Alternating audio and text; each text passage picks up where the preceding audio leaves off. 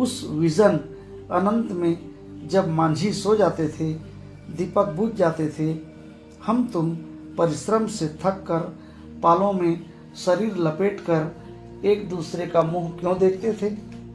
वह नक्षत्रों की मधुर छाया। तो चंपा, अब उससे भी अच्छे ढंग से हम लोग विचार सकते हैं। तुम मेरी प्राणदात्री हो, मेरी सर्वस्व हो। नहीं नहीं, तुमने दस्यु वृत्ति छोड़ दी, परंतु हृदय वैसा ही अकरुण, सतृष्ण और ज्वलनशील है। तुम भगवान के नाम पर हंसी उड़ाते हो, मेरे आकाशदीप पर व्यंग कर रहे हो। नाविक, उस प्रचंड आंधी में प्रकाश की एक एक किरण के लिए हम लोग कितने व्याकुल थे। मुझे स्मरण है, जब मैं छोटी थी, मेरे पिता नौकरी पर समुद्र में जाते थे। मेरी माता मिट्टी का दीपक बांस की पिटारी में भागीरथी के तट पर बांस के साथ ऊंचे टांग देती थी। उस समय वह प्रार्थना करती, भगवान, मेरे पथभ्रष्ट नाविक को अंधकार में ठीक पथ पर ले चलना। और जब मेरे पिता बरसों पर लौटते तो कहते, साध्वी, तेरी प्रार्थना से भगवान ने संकटों में मेरी रक्षा की है। वह गदगद हो जाती, मेरी माँ। आह नाविक, यह उसी की पुण्य स्मृति है। मेरे पिता, वीर पिता की मृत्यु के निष्ठुर कारण जलदस्यु, हट जाओ। सहसा चंपा का मुख क्रोध से भीषण होकर रंग बदलने लगा। महानाविक ने कभी यह रूप न देखा था। वह ठठाकर हंस पड़ा। यह क्या चंपा, तुम अस्वस्थ हो जाओगी, सो रहो, कहता हुआ चला गया। चंपा मुट्ठी बांधे उन्मादिनी सी घूमती रही। निर्जन समुद्र के उपकूल में वेला से टकराकर लहरें बिखर जाती थीं। पश्चिम का पथिक थक गया था, उसका मुख पीला पड़ गया। अपनी शांत गंभीर हलचल में जल निधि विचार में निमग्न था। वह जैसे प्रकाश की उन्मलिन किरणों से विरक्त था। चंपा और जया धीरे धीरे उस तट पर आकर खड़ी हो गई। तरंग से उड़ते हुए पवन ने उनके वसन को अस्त व्यस्त कर दिया। जया के संकेत से एक छोटी सी नौका आई। दोनों के उस पर बैठते ही नाविक उतर गया। जया नाव खेने लगी। चंपा मुग्ध सी समुद्र के उदास वातावरण में अपने को मिश्रित कर देना चाहती थी। इतना जल, इतनी शीतलता, हृदय की प्यास न बुझी, पी सकूंगी? नहीं। तो जैसे वेला में चोट खाकर सिंधु चिल्ला उठता है, उसी के समान रोदन करूं, या जलते हुए स्वर्ण गोलक सदृश अनंत जल में डूबकर बुझ जाऊं? चंपा के देखते देखते पीड़ा और ज्वलन से आरक्त बिंब धीरे धीरे सिंधु में चौथाई आधा फिर संपूर्ण विलीन हो गया। एक दीर्घ निश्वास लेकर चंपा ने मुंह फेर लिया। देखा तो महानाविक का बजरा उसके पास है। बुद्धगुप्त ने झुककर हाथ बढ़ाया। चंपा उसके सहारे बजरे पर चढ़ गई। दोनों पास पास बैठ गए। इतनी छोटी नाव पर इधर घूमना ठीक नहीं। पास ही वह जलमग्न शैलखंड है। कहीं नाव टकरा जाती या ऊपर चढ़ जाती चंपा तो अच्छा होता। बुद्धगुप्त, जल में बंदी होना कठोर प्राचीरों से तो अच्छा है। आह चंपा, तुम कितनी निर्दय हो। बुद्धगुप्त को आज्ञा देकर तो देखो, वह क्या नहीं कर सकता। जो तुम्हारे लिए नए द्वीप की सृष्टि कर सकता है, नई प्रजा खोज सकता है, नए राज्य बना सकता है, उसकी परीक्षा लेकर देखो तो। कहो चंपा, वह कृपाण से अपना हृदय पिंड निकाल अपने हाथों अतल जल में विसर्जन कर दे। महानाविक, जिसके नाम से बाली, जावा और चंपा का आकाश गूंजता था, पवन थर्राता था, घुटनों के बल चंपा के सामने छलछलाई आंखों से बैठा था। सामने शैलमाला की चोटी पर हरियाली में विस्तृत जल देश में नील पिंगल संध्या, प्रकृति की सहृदय कल्पना, विश्राम की शीतल छाया स्वप्न लोक का सृजन करने लगी। उस मोहनी के रहस्यपूर्ण नील जाल का कुहक स्पष्ट स्फुट हो उठा, जैसे मदिरा से सारा अंतरिक्ष सिक्त हो गया। सृष्टि नील कमलों में भर उठी। उस सौरभ से पागल चंपा ने बुद्धगुप्त के दोनों हाथ पकड़ लिए। वहां एक आलिंगन हुआ, जैसे क्षितिज में आकाश और सिंधु का। किंतु उस परिरंभ में सहसा चैतन्य होकर चंपा ने अपनी कंचुकी से एक कृपाण निकाल लिया। बुद्धगुप्त, आज मैं अपने प्रतिशोध का कृपाण अतल जल में डुबा देती हूँ। हृदय ने छल किया, बार बार धोखा दिया। चमक कर वह कृपाण समुद्र का हृदय बेधता हुआ विलीन हो गया। तो आज से मैं विश्वास करूं, क्षमा कर दिया गया? आश्चर्य कंपित कंठ से महानाविक ने पूछा।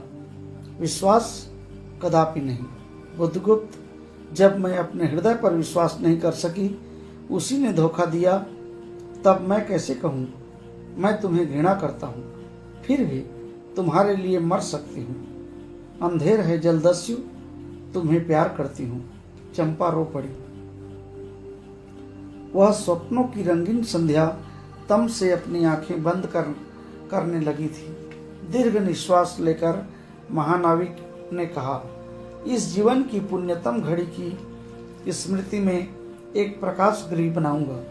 चंपा, यहीं उस पहाड़ी पर संभव है कि मेरे जीवन की धुंधली संध्या उससे आलोकपूर्ण हो जाए। चंपा के दूसरे भाग में एक मनोरम शैलमाला थी। वह बहुत दूर तक सिंधु जल में निमग्न थी। सागर का चंचल जल उस पर उछलता हुआ उसे छिपाए था। आज उसी शैलमाला पर चंपा के आदि निवासियों का समारोह था। उन सबों ने चंपा को वन देवी सा सजाया था। ताम्रलिप्त के बहुत से सैनिक नाविकों की श्रेणी में वन कुसुम विभूषिता चंपा स्वीकारूढ़ होकर जा रही थी। शैल के एक ऊंचे शिखर पर चंपा के नाविकों को सावधान करने के लिए सुदृढ़ दीप स्तंभ बनवाया गया था। आज उसी का महोत्सव है। बुद्धगुप्त स्तंभ के द्वार पर खड़ा था। शिविका से सहायता देकर चंपा को उसने उतारा। दोनों ने भीतर पदार्पण किया था कि बांसुरी और ढोल बजने लगे। पंक्तियों में कुसुम भूषण से सजी वन बालाएं फूल उछालती हुई नाचने लगी। दीप स्तंभ की ऊपरी खिड़की से यह देखती हुई चंपा ने जया से पूछा, यह क्या है जया? इतनी बालिकाएं कहाँ से बटोर लाई? आज रानी का ब्याह है ना? कहकर जया ने हंस दिया। बुद्धगुप्त विस्तृत जलनिधि की ओर देख रहा था। उसे झकझोर कर चंपा ने पूछा, क्या यह सच है?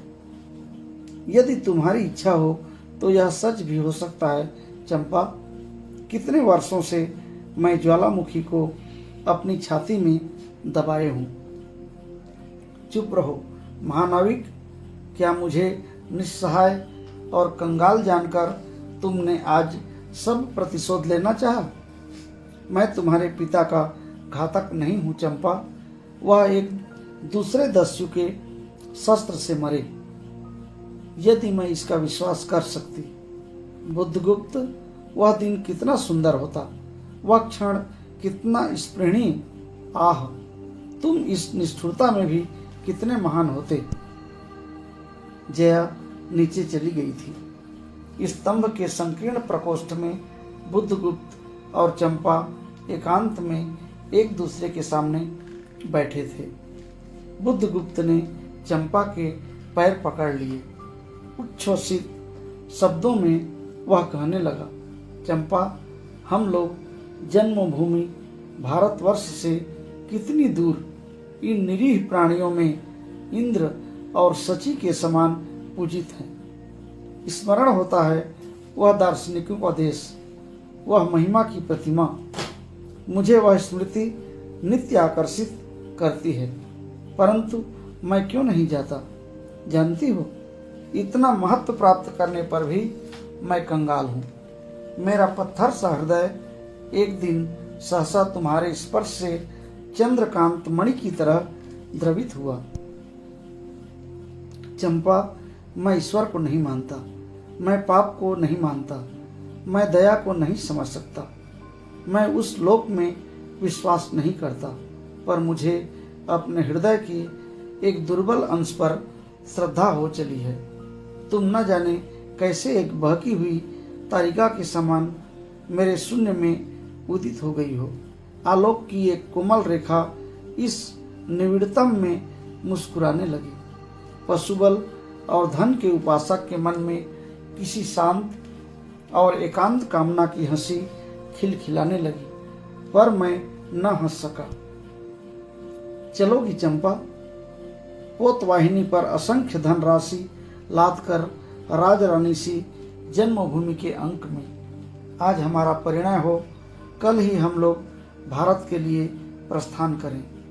महानाविक बुद्धगुप्त की आज्ञा सिंधु की लहरें मानती हैं। वे स्वयं उस पोतपुंज को दक्षिण पवन के समान भारत में पहुंचा देंगे। आह चंपा, चलो। चंपा ने उसके हाथ पकड़ लिए। किसी आकस्मिक झटके ने एक पल भर के लिए दोनों के अधरों को मिला दिया। सहसा चैतन्य होकर चंपा ने कहा, बुद्धगुप्त, मेरे लिए सब भूमि मिट्टी है, सब जल तरल है, सब पवन शीतल है। कोई विशेष आकांक्षा हृदय में अग्नि के समान प्रज्वलित नहीं। सब मिलाकर मेरे लिए एक शून्य है। प्रिय नाविक, तुम स्वदेश लौट जाओ विभवों का सुख भोगने के लिए, और मुझे छोड़ दो इन निरीह भोले भाले प्राणियों की दुख की सहानुभूति और सेवा के लिए। तब मैं अवश्य चला जाऊंगा। चंपा, यहाँ रहकर मैं अपने हृदय पर अधिकार रख सकूं, इसमें संदेह है। आह, उन लहरों में मेरा विनाश हो जाए। महानाविक के उच्छ्वास में विकलता थी। फिर उसने पूछा, तुम अकेली यहाँ क्या करोगी? पहले विचार था कि कभी कभी इस दीप स्तंभ पर से आलोक जलाकर अपने पिता की समाधि का इस जल से अन्वेषण करूंगी, किंतु देखती हूँ मुझे भी इसी में जलना होगा जैसे आकाशदीप। एक दिन स्वर्ण रहस्य के प्रभात में चंपा ने अपने दीप स्तंभ पर से देखा। सामुद्रिक नावों की एक श्रेणी चंपा का उपकूल छोड़कर पश्चिम उत्तर की ओर महाजल ब्याल के समान संतरण कर रही है। उसकी आंखों से आंसू बहने लगे। यह कितनी ही शताब्दियों पहले की कथा है। चंपा आजीवन उस दीप स्तंभ में आलोक जलाती रही, किंतु उसके बाद भी बहुत दिन द्वीप निवासी उस माया ममता और स्नेह सेवा की देवी की समाधि सदृश पूजा करते थे। एक दिन काल के कठोर हाथों ने उसे भी अपनी चंचलता से गिरा दिया। धन्यवाद।